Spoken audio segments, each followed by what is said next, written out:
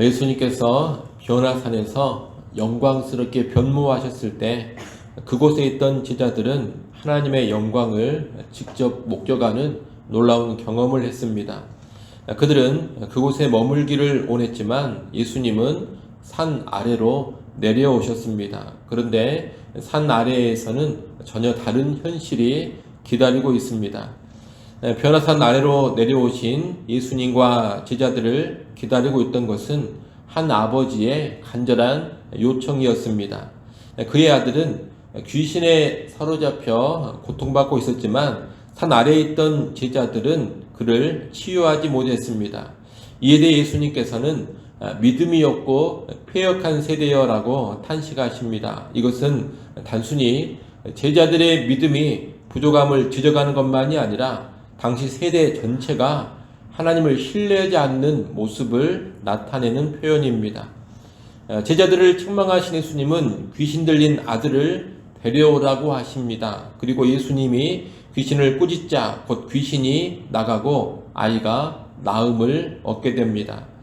이 광경을 본 제자들은 예수님께 와서 우리는 어찌하여 귀신을 쫓아내지 못했는가를 묻습니다. 그러자 예수님은 20절에 답변을 하십니다. 20절 말씀 같이 한번 읽어보겠습니다. 20절 함께 읽습니다. 이르시되 너희 믿음이 작은 까닭이니라. 진실로 너희에게 이르노니 만일 너희에게 믿음이 겨자씨 한 알만큼만 있어도 이 산을 명하여 여기서 저기로 옮겨지라 하면 옮겨질 것이요 또 너희가 못할 것이 없으리라. 아멘. 제자들은 예수님과 동행하면서 많은 기적을 경험했지만 정작 스스로의 힘으로는 귀신을 쫓아내지 못했습니다. 이것은 단순한 능력의 부족이 아니라 하나님을 향한 온전한 믿음이 부족했기 때문입니다. 우리는 여기서 중요한 것을 하나 배워야 합니다. 그것은 신앙생활이 무엇이냐 하는 겁니다. 신앙생활은 단순히 영광스러운 체험만을 하는 것이 아닙니다. 신앙생활은 현실 속에서 믿음을 가지고 살아가는 것입니다. 우리는 때때로 산 위에 신비한 영광 속에서만 머물고 싶어 합니다. 하지만 하나님께서 우리를 부르시는 곳은 문제 많은 산 아래의 현실 세계입니다. 우리는 현실 세계의 가정과 직장, 학교와 사회에서 수많은 문제들을 만나게 되고 많은 갈등과 어려움을 경험하게 됩니다. 제대로 된 신앙생활은 바로 그러한 현실 세계의 여러 가지 문제와 어려움 속에서 하나님을 믿고 의지하며 살아가는 겁니다. 예수님은 특별히 겨자씨 한 알만한 믿음만 있어도 이 산을 옮길 수 있다고 말씀하십니다. 겨자씨 한 알만한 믿음을 어떻게 이해하느냐 여기에 대해서 여러 가지 의견이 있습니다만 외적인 크기가 아닌 믿음의 진실성을 강조하는 것으로 이해하는 것이 좋겠습니다. 믿음에 있어서 중요한 것은 외적인 크기가 아닙니다. 하나님을 향한 믿음의 진실성입니다. 이 씨앗이 아무리 작아도 생명이 있으면 자라고 열매를 맺습니다. 하지만 씨앗이 아무리 큰 모양을 가지고 있다 하더라도 죽어버린 씨앗이라면 그 씨앗은 그 어떤 변화도 일으키지를 못합니다. 겨자씨는 아주 작지만 생명이 있기 때문에 역사하는 힘이 있습니다. 그처럼 믿음도 겉보기에 얼마나 크고 강렬하냐 이것이 중요하지 않습니다. 하나님을 향한 진실한 신뢰인가 이것이 중요합니다. 진실한 믿음은 아무리 작아 보이고 아무리 미약해 보인다 하더라도 반드시 역사하는 힘이 있는 겁니다. 그러니 우리의 믿음이 하나님을 의지하는 진정한 믿음인가 이것을 돌아봐야 합니다. 하나님은 겉으로 볼 때 크고 위대해 보이는 믿음, 겉으로 볼 때 거창해 보이는 믿음, 또 겉으로 볼 때 아주 강렬해 보이는 그런 믿음을 요구하시는 것이 아닙니다. 작은 모양의 믿음이라도 하나님을 향한 진정한 신뢰의 믿음을 갖기 원하십니다. 우리는 그러한 진실한 믿음으로 살아갈 수 있어야 하겠습니다. 변화산에서 내려오셔서 귀신 들린 아이를 치유하신 사건 후에 예수님은 제자들에게 자신의 죽음과 부활에 관하여서 말씀하십니다. 오늘 본문 22절, 23절이 그 말씀입니다.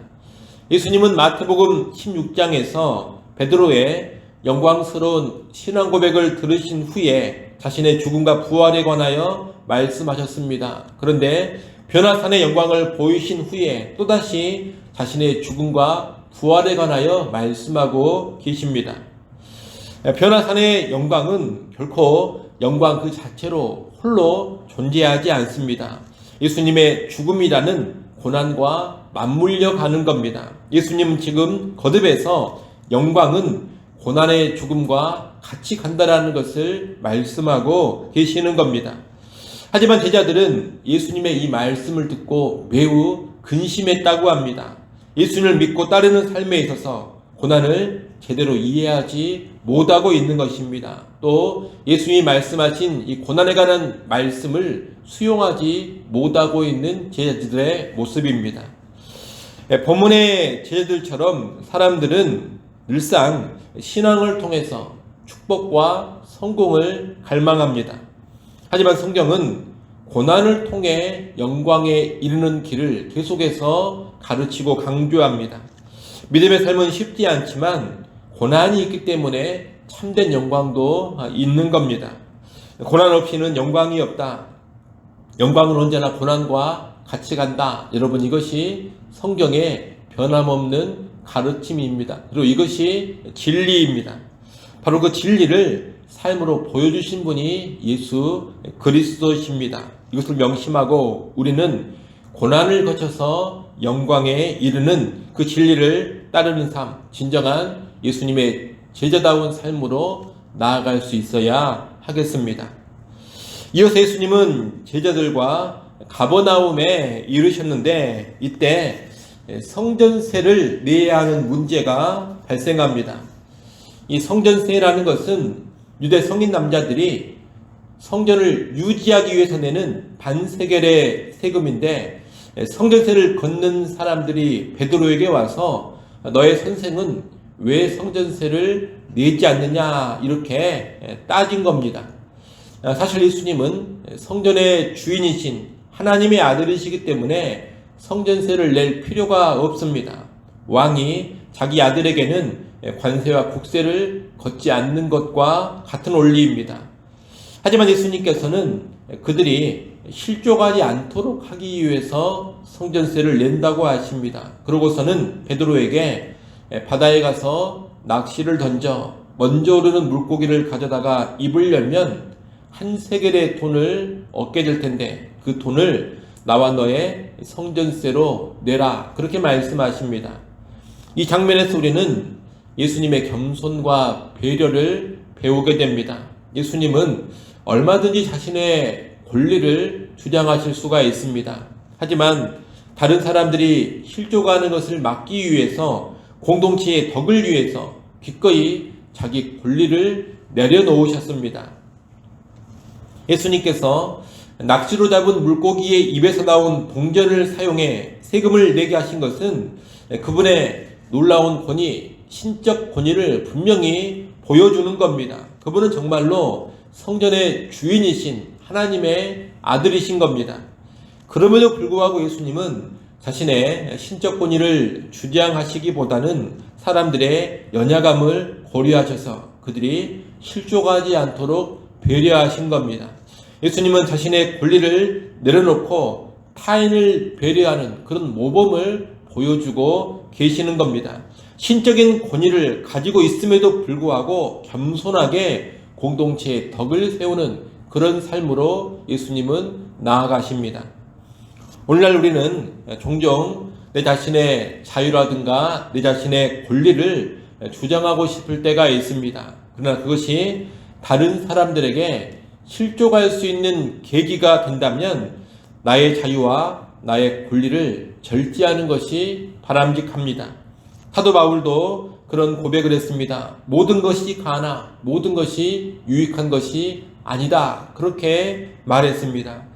성숙한 신앙이라는 것은 자기의 권리를 내려놓고 연약한 다른 사람들을 배려하는 겁니다. 거기에서 진정한 신앙의 성숙이 드러나는 겁니다. 우리가 신앙생활을 하면서 자유와 권리를 누릴 수 있지만 그 자유와 권리가 누군가를 실족하게 한다면 반드시 절제할 줄 알아야 합니다. 때로 타당한 의견이라 하더라도 덕을 세우기 위해서 사랑으로 내 의견을 양보할 줄도 알아야 합니다. 내가 마땅히 행할 수 있는 일이지만 다른 사람을 배려하기 위해서 하지 않아야 하는 것도 있는 겁니다. 성숙한 신자는 자신의 유익보다 언제나 남을 돌아보고 남을 세우는 삶을 앞세우는 겁니다. 오늘 본문에 예수님께서 자기 권리를 포기하시고 덕을 세우셨듯이 우리도 남을 배려하면서 살아갈 수 있어야 하는 겁니다. 이를 명심하시고 내 자신의 자유와 권리만을 주장하고 내세우는 그런 어린아이 같은 신앙생활이 아니라 다른 사람의 덕을 세우기 위해서 내 스스로 절제할 줄 아는 그런 성숙한 신앙의 삶을 살아가는 우리 모두가 될 수 있기를 간절히 소원합니다. 기도하겠습니다. 하나님 아버지, 변호사 위에 영광에만 머무르고자 하는 그런 신앙생활이 아니라 변호사 아래 문제 많은 현실 세계 속에서 믿음 가지고 살아가는 참된 신앙의 삶 살아가게 하여 주옵소서. 문제 많은 세상 속에서 진실한 믿음으로 살아가기를 간절히 바라고 원합니다. 겉보기에 커 보이고 거창해 보이고 강렬해 보이는 그런 믿음을 추구하는 것이 아니라 하나님을 향한 진실한 믿음을 추구하는 우리 모두가 되게 하여 주시옵소서. 또한 다른 사람의 유익과 건덕을 위해서 나의 권리와 나의 자유를 포기할 줄도 아는 성숙한 신앙으로 나아가게 하여 주시옵소서. 오늘 본문의 예수님의 모습을 보면서 우리의 본으로 삼게 하시고 절제하는 성숙한 신앙이 우리에게서 나오게 하여 주옵소서. 하나님, 또 이 시간 하나님 앞에 나와 기도합니다. 기도하는 시간 통하여서 하늘의 은혜와 평안을 누려가게 하여 주시옵소서. 주일입니다. 우리 영광의 성도들이 하나님께 나와 영과 진리로 예배하게 하시고 우리 예배를 통하여 하나님 영광을 받으시고 하늘의 신령한 은혜로 충만하게 채워 주시옵소서. 모든 예배위원들 주의 성령으로 붙잡아 주시고 주님을 섬기기에 부족함 없기를 간절히 원합니다. 아버지 하나님, 또한 우리 유치부, 유초등부, 중고등부, 청년부 모임에도 은혜가 충만케 하셔서 교회의 다음 세대가 말씀과 기도와 찬양 가운데 더욱더 든든히 세워져 가게 하여 주시옵소서. 예수님의 이름으로 기도드리옵나이다. 아멘.